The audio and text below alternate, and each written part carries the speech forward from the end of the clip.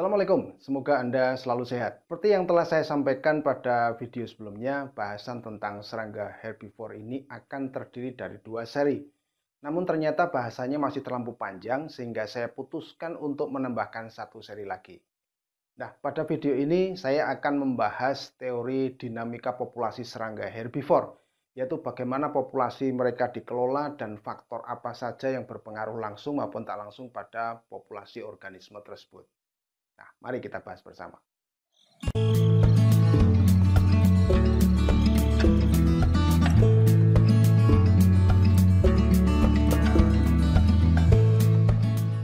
Kemampuan tumbuh dan berkembang yang menentukan tingkat populasi satu jenis organisme ditentukan oleh setidaknya 4 hal, yaitu pakan atau inangnya, kemudian pesaing baik dari jenisnya sendiri atau intraspesies atau dari jenis yang berbeda, kemudian musuh alami dan faktor abiotik yang terdiri dari tanah, air, udara, dan cahaya. Nah, saya akan memulai pembahasan dari tumbuhan karena organisme ini adalah cikal bakal keberadaan organisme yang lain. Nah, kemampuannya untuk mengubah energi cahaya dari matahari itu menjadi energi kimia, menjadikannya sebagai sumber energi awal bagi organisme konsumen tingkat pertama, yaitu herbivore termasuk serangga.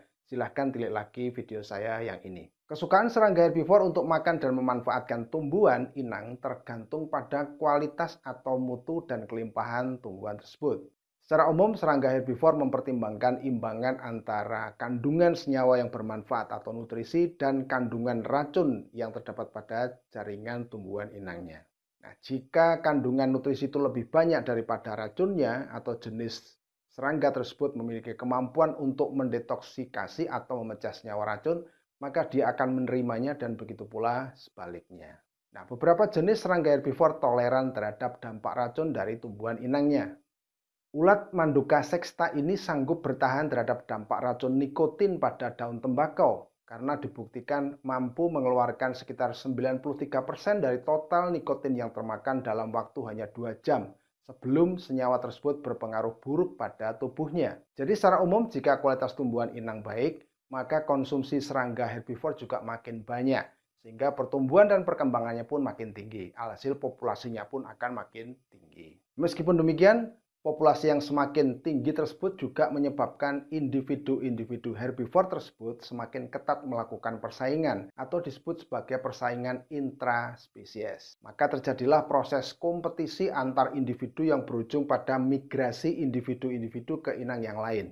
Proses emigrasi ini akan menurunkan populasi herbivore. Nah, dalam hal ini persaingan intraspesies dianggap sebagai salah satu faktor yang mengelola populasi satu jenis organisme yang umum disebut sebagai faktor tergantung kepaditan atau density dependent factor. Jadi secara alami, sebuah koloni serangga herbivore sebenarnya sudah bisa mengelola populasinya sendiri. Kemudian kualitas tumbuhan inang yang tinggi juga menarik jenis serangga herbivore yang lain, yang berpotensi bersaing satu dengan yang lain. Maka terjadilah apa yang kita sebut sebagai proses persaingan antar spesies serangga herbivore atau persaingan interspesies. Persaingan ini juga mengakibatkan individu jenis yang tidak mampu bersaing itu akan keluar dari sistem. Persaingan antar jenis atau spesies serangga herbivore ini jarang terjadi karena spesies herbivore yang datang lebih lambat itu cenderung akan mengurungkan niatnya untuk makan atau meletakkan telur pada inang yang sudah didatangi oleh herbivore yang lain. Nah, pada ekosistem alami, peningkatan populasi serangga herbivore ini akan dikontrol oleh pemangsa atau musuh alaminya. Makin tinggi populasi serangga herbivore, maka jenis dan jumlah individu musuh alami yang datang juga akan semakin tinggi. Artinya, populasi herbivore yang makin tinggi juga akan dikontrol oleh lebih banyak musuh alaminya, sehingga akan turun.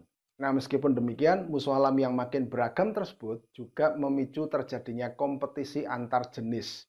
Bahkan pemangsaan satu jenis pemangsa pada jenis pemangsa yang lain. Hal ini akan saya bahas pada video tersendiri. Kemudian hubungan antara tumbuhan, serangga herbivore, dan pemangsanya tersebut sangat dipengaruhi oleh faktor tidak hidup atau abiotik, yaitu tanah, air, udara, dan cahaya, baik secara langsung maupun tidak langsung pada mereka. Pertumbuhan dan perkembangan tumbuhan sangat dipengaruhi oleh faktor tidak hidup. Tumbuhan akan tumbuh dengan baik jika lingkungan abiotiknya mendukung, dan begitu pula sebaliknya. Tanah berdampak pada kehidupan organisme melalui berbagai faktor, misalnya kesuburannya, tekstur, struktur, kemampuan untuk mengikat nutrisi dan air, keasaman atau pH, dan faktor-faktor yang lain. Beberapa jenis tumbuhan tertentu membutuhkan hara tanah tertentu. Tumbuhan famili Poaceae biasanya membutuhkan hara makro, terutama nitrogen dalam jumlah besar. Jika tanah sanggup menyediakan kebutuhan tumbuhan tersebut, maka dia akan tumbuh dan berkembang dengan baik. Nah, di ekosistem alami, kesuburan tanah diperoleh dari proses siklus hara.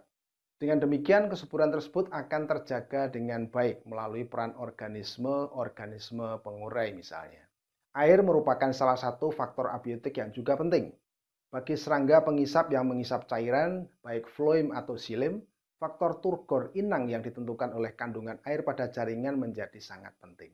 Kelompok kutu afid dan wereng adalah contoh serangga pengisap cairan floem. Serangga-serangga ini mengandalkan tekanan turgor dari tumbuhan untuk mendapatkan cairan. Begitu dia menusukkan stiletnya pada jaringan tumbuhan, maka cairan akan mengalir melalui stilet sempitnya dan masuk ke dalam sistem pencernaannya. Sementara itu, kelompok serangga Homoptera cercovidae, Cicadidae, dan sebagian kecil anggota Cicadelidae dari subfamili Cicadelinae itu mengandalkan kekuatan otot untuk mengisap cairan xilem masuk ke dalam saluran pencernaannya. Nah, kedua upaya tersebut tentu menjadi lebih berat dilakukan jika kandungan air sangat berkurang di dalam jaringan tumbuhan inangnya. Apalagi konsentrasi nitrogen di dalam cairan tersebut tuh biasanya sangat kecil, sehingga serangga-serangga ini harus ekstra keras mendapatkan cairan tumbuhan tersebut. Oleh karena itu, pengurangan turgor dan kadar air secara bersamaan akan mengganggu kemampuan serangga herbivore ini untuk mengakses atau memanfaatkan nitrogen dari jaringan tumbuhan. Cahaya menjadi salah satu faktor abiotik yang juga banyak dipelajari dalam kaitannya dengan hubungan antara tumbuhan dengan serangga herbivore. Tentu saja kita juga harus mempertimbangkan jenis tumbuhannya, apakah butuh sinar penuh atau butuh naungan. Meskipun demikian, beberapa penelitian menunjukkan bahwa tumbuhan yang diberi cahaya penuh itu memiliki kemampuan bertahan lebih baik. Misalnya dengan memproduksi senyawa metabolit sekunder lebih banyak, di samping memiliki jaringan yang lebih keras dan kuat. Akibatnya, kemauan dan kemampuan serangga herbivore yang makan pada tumbuhan yang diberi penyinaran optimal itu biasanya akan menurun. Sementara itu, faktor abiotik juga bisa berpengaruh secara langsung pada serangga herbivore. Saya contohkan salah satu faktor yang paling banyak dipelajari, yaitu suhu. Serangga itu adalah binatang poikilotermik atau berdarah dingin, yang berarti tidak bisa menyesuaikan terhadap suhu sekitar. Jika suhu sekitar terlalu tinggi atau rendah, maka pilihan bagi mereka adalah bermigrasi atau melanjutkan kehidupannya di habitat lain yang memiliki suhu optimal sesuai kebutuhan. Salah satu contoh klasik adalah kupu-kupu raja, Danos flexipus, penghuni kawasan Amerika Utara dan Kanada bagian selatan. Nah, pada musim dingin, spesies ini memiliki kebiasaan bermigrasi ke daerah sekitar Meksiko dan Amerika Tengah yang memiliki suhu lebih hangat, dan kembali lagi ke habitat aslinya di Amerika Utara jika suhu di wilayah tersebut sudah menghangat. Kebiasaan ini merupakan bukti bahwa serangga herbivore dipengaruhi pula oleh faktor abiotik secara langsung. Nah, itulah bahasan kita tentang pengaturan populasi serangga herbivore oleh faktor lingkungan. Bagi Anda yang baru saja menemukan kanal ini, silahkan Anda tekan tombol subscribe dan aktifkan tombol loncengnya untuk mendapatkan pemberitahuan setiap kali saya mengunggah video baru, terutama video ketiga dari seri ini. Akhirnya, terima kasih sudah menonton dan semoga bermanfaat. Assalamualaikum.